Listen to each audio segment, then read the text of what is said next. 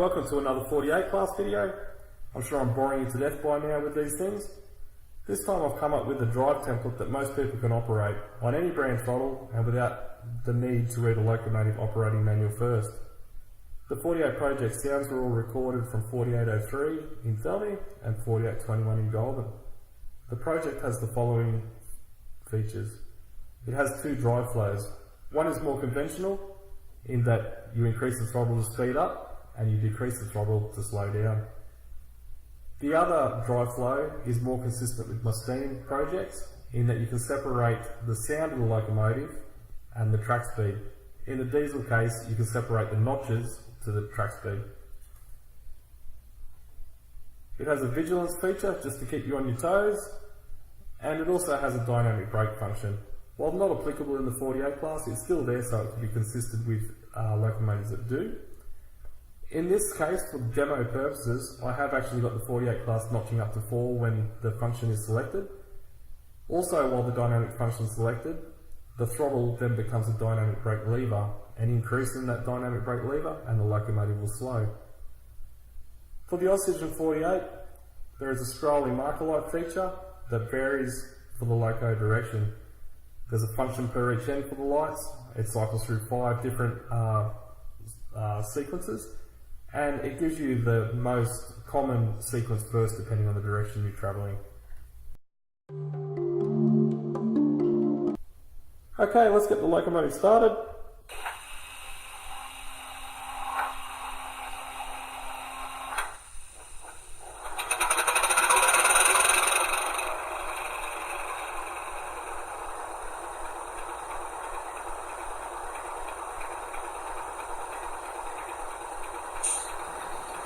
As you just heard, the compressor starts to recharge the air reservoirs. The compressor runs in a kind of a random sequence, but is dependent on brake usage.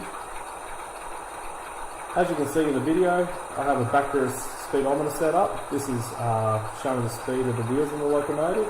As the diesels are a little bit hard to see the wheels, especially on videos, this gives a good visual representation of what's going on, track speed wise. On the ECOS you can see the dial, which indicates the speed steps in use. This is, I thought this would give a good method of showing track speed versus speed step settings. This model has RVB horns which sound horrible.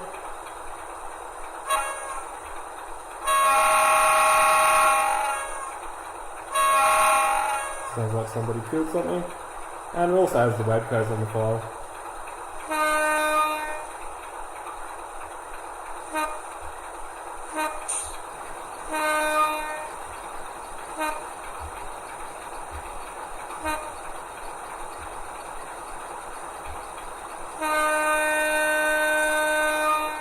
And we'll get up to speed step 14.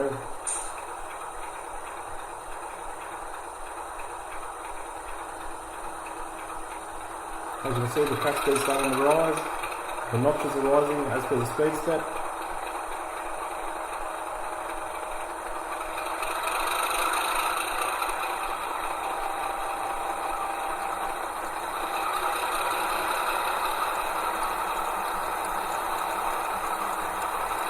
The Towell Brass 48, the mechanism is a little bit noisier than the modern day plastic versions.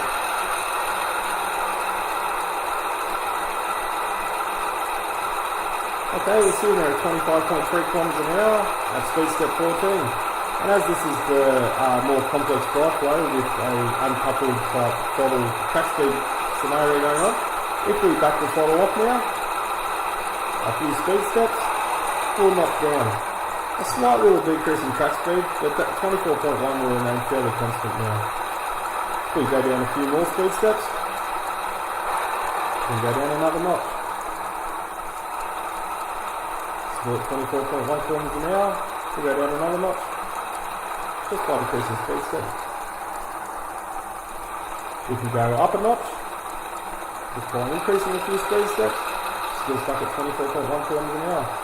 Now this simulates ESU's drive hold, I suppose, but you do not have to press any functions. There's no drive hold function pressing at all for decreasing notches at a certain track speed.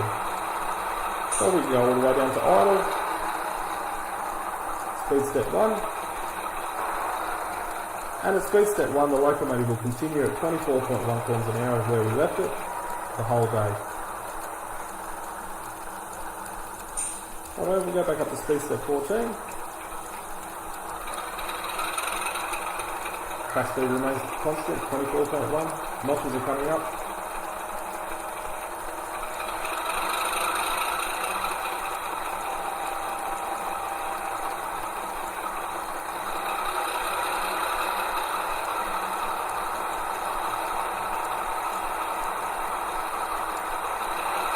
I don't edit notch transitions. The length of them is basically exactly the same as what I recorded. They're quite slow in transition, but I suppose I will never design as racing cars. If we want to increase notches now, we'll have to increase track speed. So as we increase the speed steps, we'll see the track speed increase, and we'll hear the notches come up.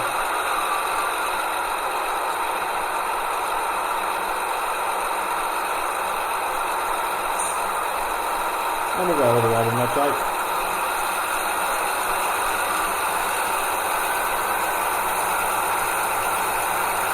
Now you might be asking, how do we slow it down?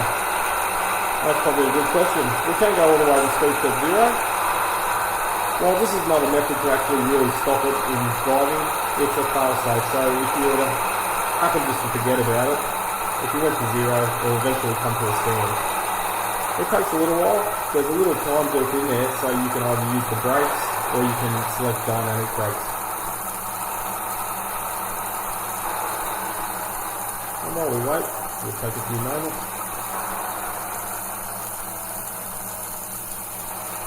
It's 75 kilometers an hour.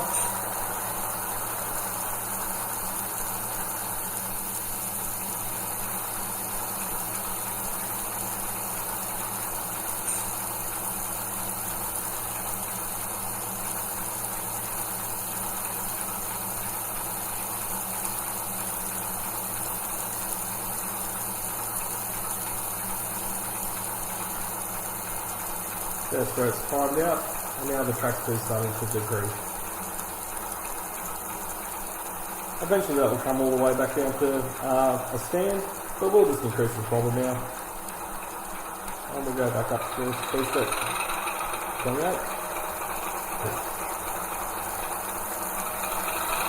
This time I'll show you the use of the brake. So as the locomotive is speeding up again, we need to shut down to either speed step 1 or 0 to use the brake. Just like the wheel thing. I don't throw the brakes on with the engine wide open.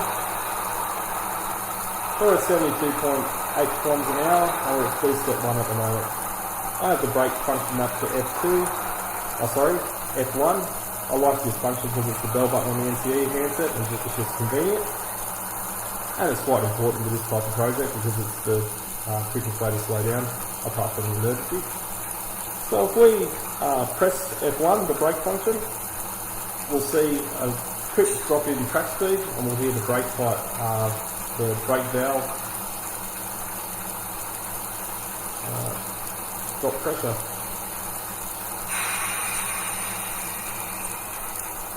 We can release the brakes there to set a new speed. Brakes are released. We've got a new speed of 43.5 kilometers an hour. We can take a little bit more speed out of it, so applying the brakes. And releasing the brakes. And that's our new track speed. And you can cycle this constantly until you achieve the desired speed or come to a stop at a platform, for instance. Releasing there.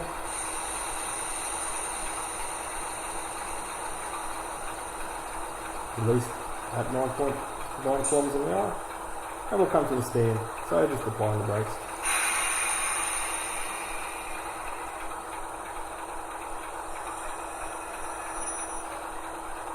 And we get the brake squeal. The only way you get the brake squeal in the model is to actually use the brakes.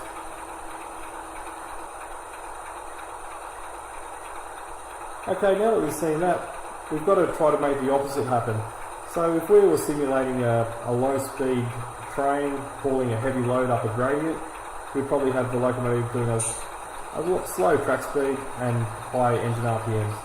Unfortunately, I've had to introduce a drive hold to do this. Unlike the steam engines, the separation also goes upwards.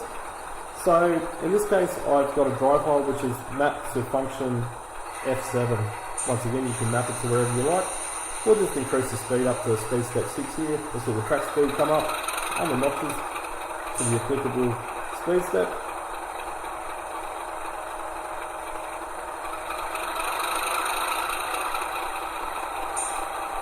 And let's say that's where we want to hold now, at that speed there. So we select F7 and we just increase the throttle, which will increase notches, exactly as per the full throttle concept of ESUs.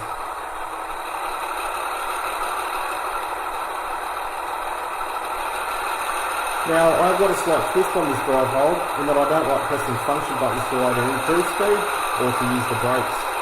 So I'll demonstrate now how to increase speed with drive hold selected. So if we're using 28 speed steps, if we go all the way to the maximum speed step, you'll see the track speed start to increase. We haven't deselected drive hold still selected, but when your maximum speed step selected, the track speed will start to increase. If you back that off now, one speed step, back to 27, that will be your new track speed. Once again, if we increase the throttle all the way open, we're at speed step 28 again, you'll see the track speed start to rise. And this is all without using function buttons. And we'll select that speed there, so just shut the throttle off slightly. And just like previously we've seen, we can shut the throttle off there, and that's the new locked speed. And the throttle, once it begins, just becomes the not selector basically.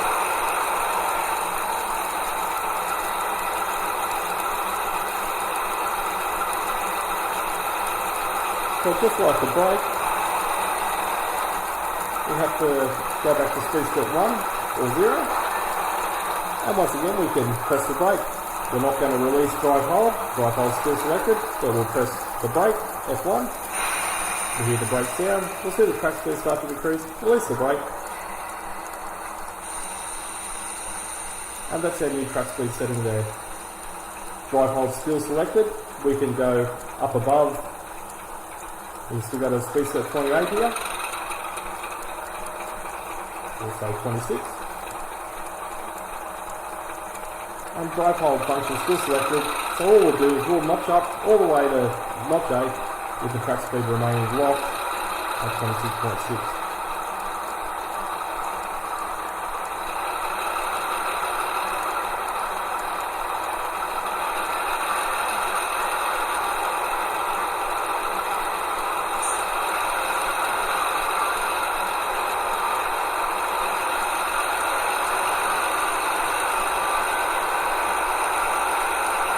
So there we go. Track speed is 26.6 where we release the brakes. We've throttled up all the way to speed step 26. Drive hold is selected, re-engaged at the moment. Simulating a hard working locomotive travelling at 26 km an hour. So once again we can use the brake. Just do another demonstration of the brake. Go to speed step 1. We're going to apply the brake. Hold a bit more speed out, release the brake, and that's our new track speed. Once again, drive hold still engaged, drive hold still working. One slight difference with this is that we'll kick, if the locomotive comes to a stand, we'll kick drive hold off. So if we go to speed step 0, apply the brake,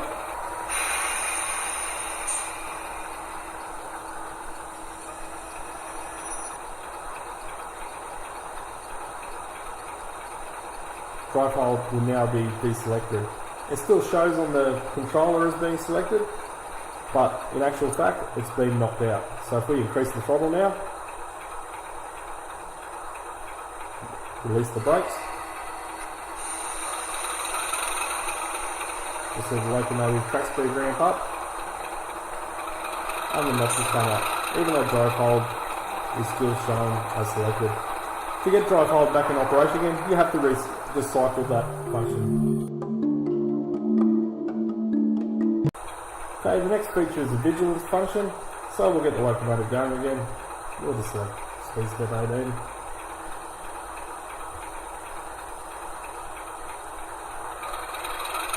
Catch speed increases, notches increase.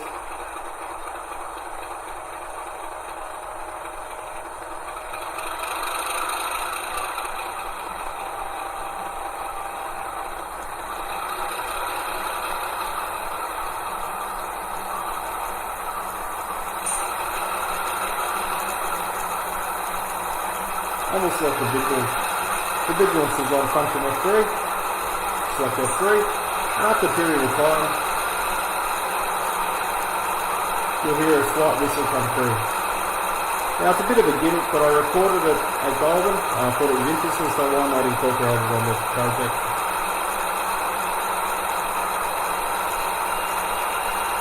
There you can hear the whistle.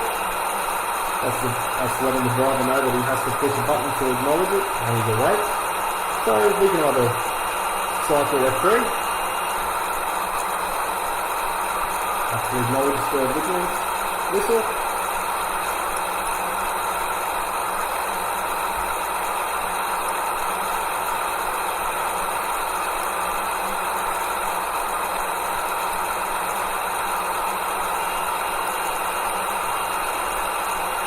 There's the whistle again, so you can blow the horn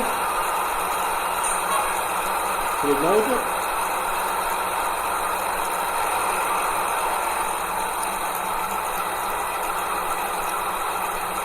I just notched up a little bit there, just so you can hear the whistle.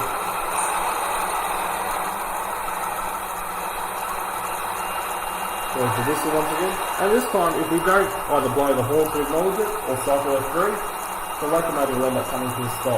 So as you can see, we're doing 38.4 kilometres an hour. We're at speed step 9, just trundling along. The driver's asleep.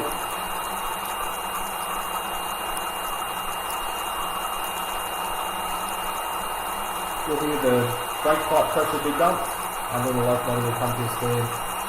And you'll hear the vigilance whistle sort of bleed off.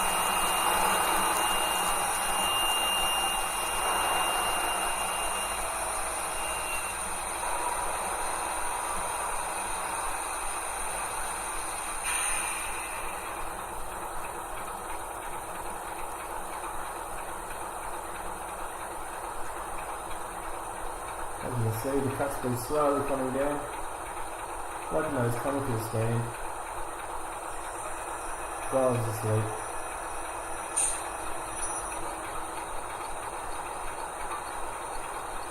Now, because we're at speed step 9 and we're going nowhere, the driver wakes up and the way to get him going again is to blow the air horn.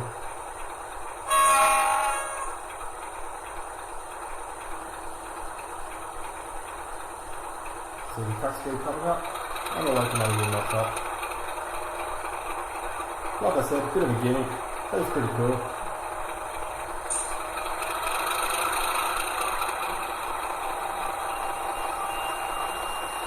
There's the vigilance whistle again. We'll acknowledge it by the horn.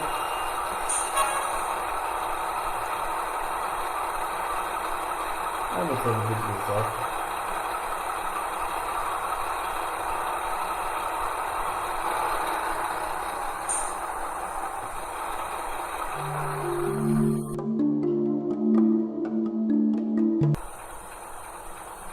Okay, the next demonstration is the dyno. So we'll get the locomotive running again.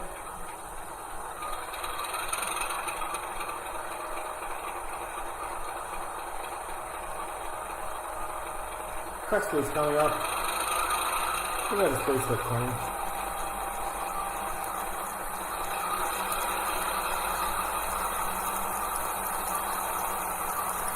And like I said, just for demo purposes, the 48 class will knock up to notch 4. I haven't got any radiator, like fan sounds or any tractor motor sounds on this model, because I haven't recorded any for obvious reasons. But just to show you the demonstration of dyno kicking in, I thought it might be worthwhile. So to get the dyno to work, the dyno's mapped to a function F4, we throttle back. We go to throttle back to go all the way to 0. And because the way the drive flow works, you throttle all the way back, but the track speed remains constant. And this is a key element to how the dyno works. In real life, you throttle the locomotive back to idle, they wait for a period of time, they introduce the dyno lever.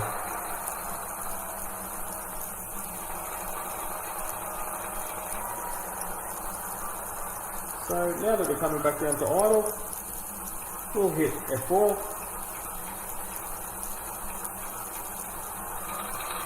For a locomotive that has dynamic brakes, they'll notch up.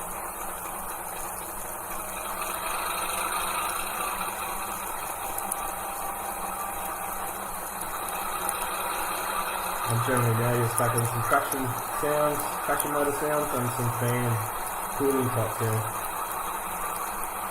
So now that we're trundling along at speeds at 0, 44 kilometers an hour with the dynamic brake set, we can increase the throttle. So let's just go to about halfway. And we'll see it knock a little bit of speed out of the locomotive.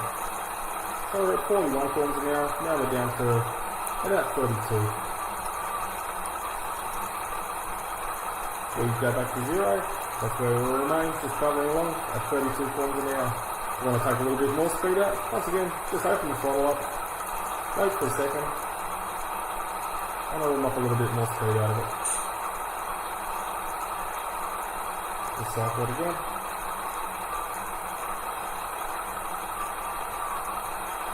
All back up.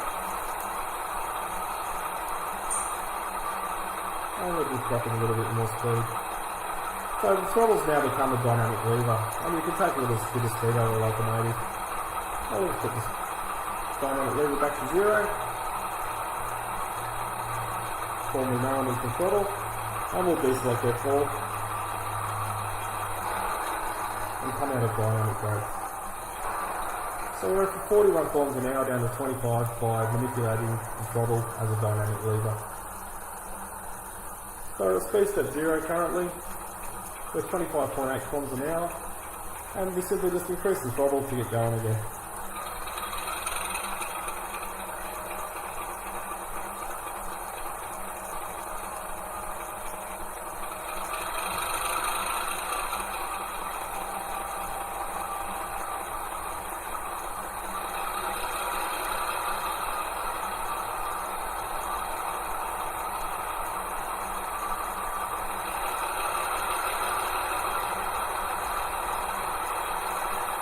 And with that, speed step increase, the locomotive starts accelerating and coming up through the notches. Once again, we can just back it off, go down to a different, like a lower notch, and keep that track speed set there at 43.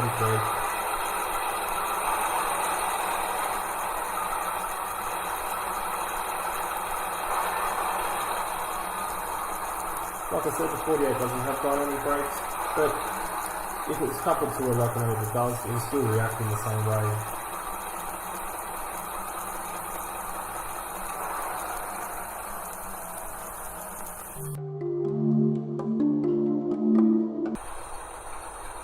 Okay, now for a demo on the two different drive modes and how you change that. So as we've just seen previously, we saw the more complex drive flow where it's uncoupled and you can just simply decrease the throttle to lower the notches and the track speed remains the same.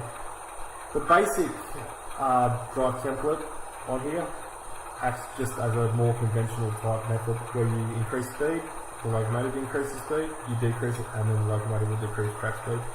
So to change between these modes, you have to be at idle and 0 track speed. I've got this function selected to F9, so I'll select F9. Drive change. The locomotive shuts down. Karen gives you a little message saying that you pushed the button.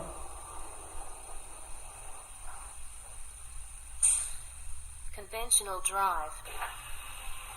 Then Karen lets you know that it's in a conventional drive mode now. Karen's just a computer generated voice off the internet.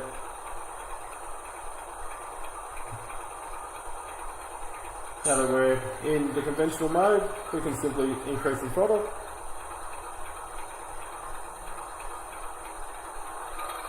Notches come up, track speed comes up, just as per normal.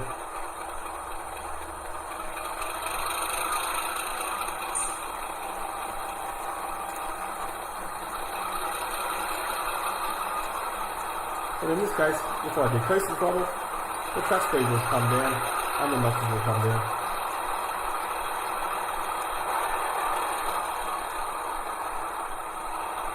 So it's your more typical type of drive flow. With this drive flow, drive hold still works. Drive hold still has all the same features as the other drive flow, where if you go to the maximum notch, it will increase the speed. You can also still use the brakes with drive hold in this mode. The only real difference is the dynamic brake. It will still work, but you don't have that dynamic brake control either, where you can slow the locomotive down. So that's about the difference there. Some people probably prefer this. It gives you all the control, even the slowing down part via the throttle, but I personally like the uncoupled mode, purely because it's more like driving a thing where they've got a lot of momentum, and shutting the throttle doesn't automatically mean you're going to slow down. You have to use the brakes. A bit more of a driver mode, I suppose. So we'll come all the way back down to 0 there. We'll hit the brakes.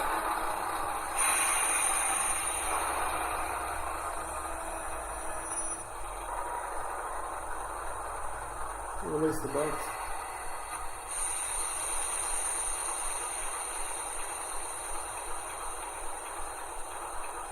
We'll press F9 again, and we'll put it back into the uncoupled mode.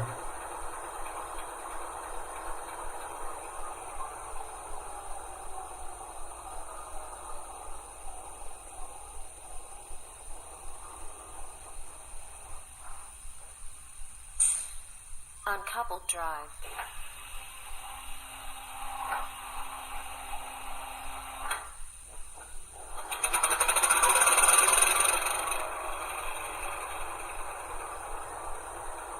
And there you have it. That's about all the features I've got at the moment. I haven't showed you the scrolling light function because my Oxygen 48 is still in the process of being modified. I hope you enjoyed it. It's something a little bit different with a few added extra features, and just trying to minimise the complexity of driving it, but also minimising function button pressing to get all those good features that we need to have in diesel locomotives. Thanks for having a look. I appreciate it.